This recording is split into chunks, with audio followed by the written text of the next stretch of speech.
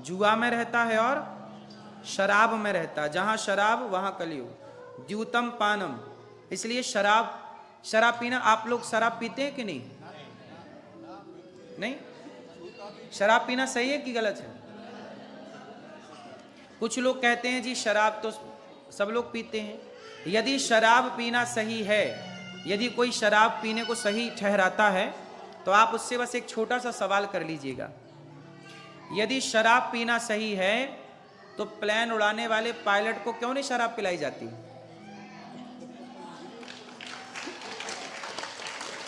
Pilot को यदि शराब 2 दिन पहले भी पिया होगा तो उसे प्लेन उड़ाने की इजाजत। यदि शराब सही है तो फिर प्लेन उड़ाने वाले को क्यों नहीं शराब पिलाई जाती? फिर आजकल शराब पी के आप ड्राइव नहीं कर सकते। भारत में ऐसा है, यहां है कि नहीं है? शराब पी के आप ड्राइव, यदि शराब सही है तो फिर ड्राइव क्यों नहीं करते आप शराब पी के? यदि लीगली सही होती तो सरकार क्यों मना करती? खूब पियो। इसका मतलब शराब गलत है। और कुछ लोग क्या करते हैं, शराब को सही ठहराते। नहीं महाराज जी, शराब तो पानी है, शराब तो पीते हैं लोग, सारे लोग पी रहे हैं और आप शराब का विरोध कर रहे हैं। भाई शास्त्र कह रहे हैं कि गलत है, शास्त्र कह रहे हैं तब ना गवर्नमेंट नियम बनाई है कि नहीं जी आपको नहीं चलाना गाड़ी। क्यों मेरी माँ? इसका मतलब शास्त्र जो कह रहे थे वो आपके हित में कह रहे थे कि शराब पी के गाड़ी चलाओगे, नशे में रहोगे, कहीं भी गाड़ी ठोक दोगे, मर जाओगे, परिवार की जान जा सकती है। सैकड़ों लोग फ्लाइट में सवार होते हैं, वहां पे यदि चलाने वाला यदि शराब पी के चलाया और जला, एक गलती ऊपर तो एक गलती बर्दाश्त नहीं ना साहब। एक गलती यदि प्लेन का चलाने वाला जो है पायलट एक गलती करता है तो सैकड़ों लोगों की जिंदगी खत्म, एक झटके में, 1 मिनट भी नहीं लगता। बोलो हाँ। फिर इसका मतलब है कि हमारे शास्त्रों ने आपके हित के लिए शराब को रोका। हाँ या ना? मैया बच्चे न रुलाओ मेरी माँ। हाँ, बोलिए भक्त वत्सल भगवान की जय जय श्री राधे। सांवरे से मिलने का सत्संग ही बहाना है, सांवरे से मिलने का सत्संग ही बहाना। चलो सत्संग में चले, हाँ जी चलो सत्संग में चले। हमें मौत मतलब छाती में बाण घुसा है और तभी भगवान आ गए पंडित जी बन के, रूप बदल के। कृष्ण आ गए रूप। कहा भैया कर्ण मेरी बेटी का ब्याह है, मेरी बेटी का विवाह है, ऐसा करो मेरी बेटी के विवाह में थोड़ा आप सहयोग, आप बहुत दानी हो ना। कर्ण बहुत दानी थे, इसलिए दानवीर कहा जाता है। कर्ण को क्या बोला जाता है? दान। एक ही वीर है इस धरती पे, दानवीर कर्ण। कर्ण बहुत दानी थे, कोई उनके द्वार से भी खाली, यहां तक कि कवच कुंडल में कर्ण यदि कवच कुंडल रखते तो कभी उनके प्राण वो मरते ही नहीं। कवच कुंडल मांगने आए इंद्र, तो कर्ण बोले अच्छा आप इंद्र हो, रूप बदल के आए हो, लेकिन आप आए मेरे द्वार पे ना, और मेरे प्राण मांगने आए हैं। कवच कुंडल मतलब क्या थे? कर्ण के प्राण। आपको पता है कर्ण जब पैदा हुए तो उनके कानों में कुंडल, यहां छाती में क्या था?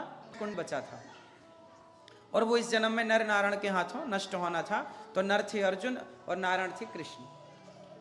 तो आपको हम कर्ण की ये बात बताना चाह रहे हैं कि कर्ण जो हैं बहुत बड़े दानी। कोई उनको पता लग गया कि ये इंद्र है और ये मेरी मृत्यु मांगने आया है, कवच कुंडल दूंगा मतलब मैं मर जाऊंगा, पर द्वार पर आया है तो खाली नहीं जाएगा। भले तू मेरी मौत मांगने आए तो मैं मौत दूंगा।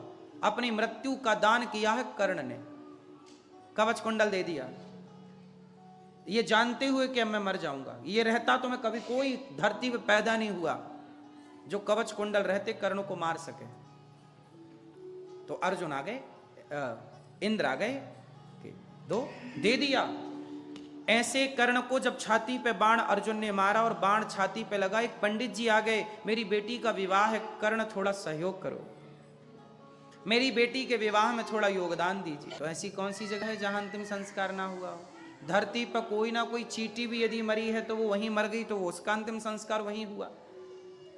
एक चींटी भी कहीं मरी तो वो वहीं मर गई, तो उसका क्या हो गया? वहां पे अंतिम हो गया, वो वहीं पे मिट्टी हो गई। तो इस धरती पर ऐसी कौन सी जगह है जहां कोई आज तक किसी का अंतिम संस्कार ना हुआ है? पूरी धरती है कोई ऐसी जगह जहां कोई चींटी ना मरी हो, जिस जगह पे कोई जीव ना मरा हो? तब भगवान ने कहा कि आज कर्ण हम तुम्हें अपने हथेली पे रखेंगे। तो भगवान ने अपने हथेली पे कर्णों को स्थान दिया। तुम्हारी अंतिम इच्छा पूरी होगी क्योंकि तुम दानवीर हो। करुणावतार, करुणा के अवतार हैं, पर शंकर जी ने ये लीला रची और भगवान नारायण के छाती पे लात मारी। भृगु जी ने कहा प्रभु आप ही सबसे बड़े, आपके जैसी दयालुता कहीं नहीं, आपकी जैसी कृपालुता। यहां तक कि शंकर जी पर जब संकट आया, एक बार भगवान शंकर ने भस्मासुर को वरदान दे दिया। किसको वरदान दिया? ये वरदान मांगा कि मैं जिसके सिर पे हाथ रखूं वो, तो भस्मासुर ने सिर पे हाथ रखना चाहा, बोले शंकर जी ने वरदान दिया, पहले शंकर जी पर ट्राई करते हैं। ये वही कहावत है कि जिस पत्तल में खाते हैं उसी में। समाज में कुछ लोग भस्मासुर जैसे होते हैं, भाई पहले यहां हाथ रखा, फिर मोहिनी भगवान बोले सुन तू बहुत सुंदर है, मेरे संग नाचेगा तो मुझे पाएगा। अरे तो नाचूंगा। तो भस्मासुर यहां, भगवान ने यहां बोले यहां हाथ रख, मैं तेरे को नृत्य सिखाती हूं। दूसरा हाथ यहां रख, ऐसे नाच, और दूसरा हाथ अपने सिर पे रखा तो भस्म हो गया। तो भगवान नारायण ने भगवान शिव की मदद की। तो कुल मिला के भगवान कहते हैं कि मुझे लात मार दो चलेगा, पर रावण ने किसे लात मार दिया? भगवान के। इसलिए आप लोगों से एक बात कहें, आजकल ना कुछ लोग क्या करते हैं, बैठे ठाणे क्या करें, संतों की बुराई करने लग जाते हैं, किसी भक्त की निंदा करने लग जाते हैं। कभी भी अपने आप को संतों की बुराई से, भक्तों की बुराई से बचाइएगा, क्योंकि भगवान सब कुछ सह लेते हैं पर अपने भक्त का कभी अपमान। रावण तब तक लक्ष्मण क्या बोला? हा लक्ष्मण। तो लक्ष्मण जब बोला तो सीता मैया को लगा कि राम को बाण लग गया, ये राम संकट में आ गए, वो लक्ष्मण को मदद के लिए बुला रहे हैं। तो सीता मैया ने उस समय, सीता मैया कुटिया पर थी, आवाज सुनाई पड़ी, तो लक्ष्मण से कहा हाँ लक्ष्मण तुम्हारे भैया पर मतलब राम पर संकट है, जल्दी से जाओ। लक्ष्मण जी ने कहा मां राम भगवान हैं, उन्हें कोई संकट नहीं आ सकता। सीता मैया नहीं कहा नहीं नहीं, अभी तुमने नहीं सुना? हाँ लक्ष्मण, लक्ष्मण बुलाया जल्दी, संकट जल्दी जाओ। लक्ष्मण जी बोले नहीं मां वो भगवान है, उन्हें थोड़ी कोई संकट आ सकता है।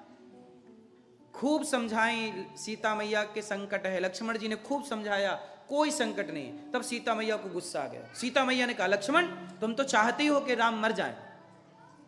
और सीता मां ने लक्ष्मण जी पर लांछन लगा दिया कि तुम तो, तुम्हारी नियत ही खोट है, तुम्हारी नियत में क्या है? खोट। इतने गलत शब्द कहे ना सीता मां ने, वाल्मीकि रामायण में लिखा है सब कुछ।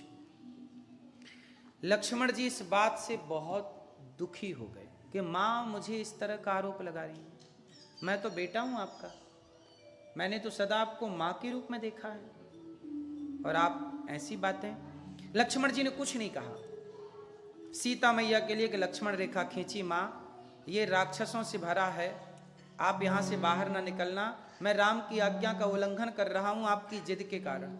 राम ने कहा है कि सीता को मत छोड़ना पल भर के लिए, क्योंकि नगरी दुष्टों की है, पर आपके कारण मैं जा रहा हूं, राम की आज्ञा का उल्लंघन हो रहा है। लक्ष्मण जी गए, और लक्ष्मण जी गए तो रावण आया और सीता मां को लेके चला। सीता मां से क्या हो गया? लक्ष्मण जी का अपराध, अपमान हो गया। लक्ष्मण जी कौन है? अरे लक्ष्मण जी समर्पित भक्त हैं। लक्ष्मण जी ने, बताओ, वनवास राम का हुआ था, लक्ष्मण जी का थोड़ी हुआ था, लेकिन अपने भाई के लिए अपना सुख चैन त्यागा। राम जी सोते रहते थे, लक्ष्मण जी खड़े पहरा देते थे। जहां मारने की इच्छा हो, जैसे मैं आपको मारना चाहूं, किसी चींटी को मैंने जानकर, मैंने चींटियों के झुंड में अंगारा डाल दिया, सारी चींटियां मर गईं। मैंने चींटियों के ऊपर गर्म पानी डाल दिया, सारी चींटियां मर गईं। वो पाप लगेगा मुझे, क्योंकि मैंने जान कर किया। मैंने चींटियों को जान के मारा, ये चींटियां थी मैंने मार दिया, ये पाप लगेगा क्योंकि मैंने, लेकिन मैं जा रहा था, चींटी दब के मर गई, मुझे पाप नहीं लगेगा क्योंकि मैं उसे मारना चाहता ही नहीं था, मारना मेरा उद्देश्य नहीं था। तो वो अनजाने में हुआ है पाप, जाने में नहीं हुआ। तो अनजाने में जो पाप होता है वो पाप नहीं होता, लेकिन फिर भी जाने अनजाने में यदि वो पाप हो गया तो भी भागवत सुन लेने से वो जाने अनजाने दोनों पाप से हमें मुक्ति मिल जाती है। ये भागवत जी की है। जैसे आपने गाय को क्या किया? गाय को आप रोटी खिला रहे थे और गाय को आप प्यार कर रहे थे, हाथ यहां सिर पे घुमा रहे थे उसके गर्दन पे, और रोटी, और तभी गाय मर गई। आपने रोटी खिलाई और आपने उसके ऊपर हाथ रखा प्यार के लिए, और गाय मर गई। कई बार ऐसा हुआ कुछ लोगों के, किसी ने गैया के ऊपर हाथ ही रखा, वो गाय मर गई। अब बताओ, उसे गौ हत्या लगेगी कि नहीं? नहीं लगेगी, क्योंकि गाय को मारना उसका, वो तो रोटी खिलाने गया था, वो तो प्यार करने गया था। अब गैया मर गई तो वो पाप थोड़ी है। इसलिए इसको, सोचिए, ये हमारा धर्म कहता है, और इसी को कानून में, मैं ऑस्ट्रेलिया गया तो वहां के कानून में ये बात मेंशन थी। मैं ऑस्ट्रेलिया गया तो मैंने वहां सब चीजें सर्च की, तो पता लगा कि वहां ऑस्ट्रेलिया में कानून है कि जैसे आपने किसी को मार दिया या आपसे कोई गलती हो गई, तो पहले वहां की पुलिस, वहां का कानून पूछता है कि आपने इसे क्यों मारा। यदि वो कहता है कि मेरी कोई गलती नहीं थी, मैंने मारना नहीं चाहा था, पर धोखे से मर गया, तो वहां पे छोड़ दिया जाता है। तभी कानून दंड दे